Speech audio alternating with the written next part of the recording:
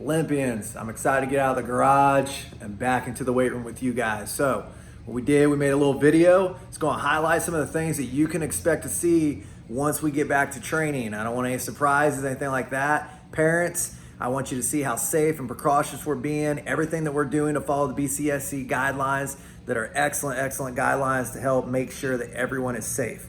So with that being said, here's a quick little video. Yeah. Like a beat. All right, 98.2. Sound good? Yep. All right, let's go. Make sure all proper paperwork is turned in and filled out and completed. So here's Malachi. All right, just give me a second here. That's good. That's good, that's good. Okay.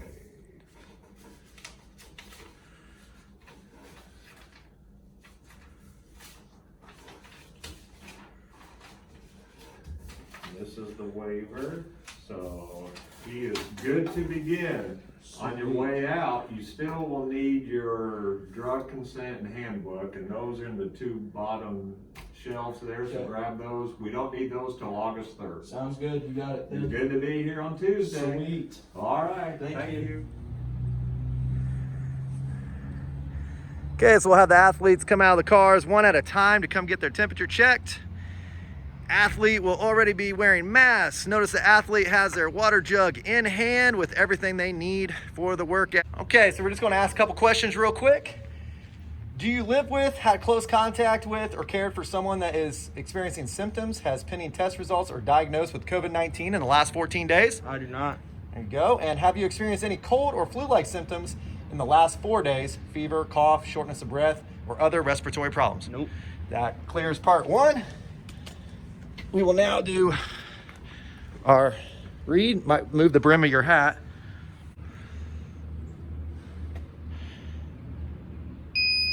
There we go. Oh, 97.7. Perfect. Okay. We have our example athlete. Notice he also, mask in hand, has his water jug that is clearly labeled with his name. Okay. We're going to ask the same questions. Flu-like symptoms in the last 4 days. Fever, cough, shortness of breath, or respiratory problems? Yeah. What would you have? You have a cough? Yeah, a little bit of a cough, yeah. Okay, so for today, for the safety of everyone, we're going to ask that you not come in. Okay, so what we're going to do is we're going to have you return to your vehicle. Okay, we're going to follow up with you, and you need to be following up with your doctor. How does that sound? Sounds good. Okay, and then I'm going to call you and make sure that you're doing okay. All right, Charles? Thanks, Coach. All right, see you, buddy. And then the athlete will return to his vehicle. Okay, it's a week later. Chuck, did you go to doctor? Yeah. Everything check out okay? Yeah. Awesome. So, do you live? Okay, and is 98.8. All right. So, he's cleared to enter today for our demo purposes, but now what if he were to get a false reading? If you're wondering, go ahead and move your hair. We're just going to say it's something else. Oh, 101.1 or something like that. So now we are going to ask that Chuck follow that same protocol, return to his vehicle, and we will follow up with him as he follows up with a healthcare professional. Okay, notice the athletes are 6 feet apart.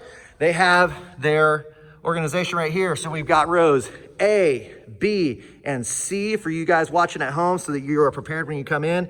So Malachi Parks is at A6, so he's going to report to A6. Notice he has his water jug with him. Once they get on the rack, they cannot leave that platform. They'll move their bench, they'll do what they need to do. Any weights they touch, any bar they touch, all that will be sanitized as they go to leave. Chuck, come on in. Chuck, you are at A4. So once again, he reports to A, and he goes to the 4th rack, and then he will be on that platform where they will be getting ready for their workout that is when we go to do any clean or any work, we always grab from the left. Okay, so we will be grabbing from the left. Any weights that we touch, we will put on the platform to remind us that we need to clean them. The floor is lava. We're going to stay on our platform. Okay, we're going to take our quote unquote, we're going to call them our dirty plates, so the plates that we used, and we're going to put them on our platform. That way, anything that we touch, we know will be cleaned when we go to leave. Get up there to clean what we touched first. So we're going to go top down wherever we touched, working our way down to the J-cups, down to the bars, to the safety racks, if we took those off, to the bench, to any of the plates in the quote unquote dirty pile. Everything will then be cleaned, disinfected, and put back where it belongs. Okay, once the racks are clean, athletes will then be exiting one at a time through the doors that will be open, so you won't be touching anything. So everything will be propped open for proper airflow. A6, A5, A4. Allowing this stance will be a staggered start, so they'll be able to keep that distance in between as the athletes leave.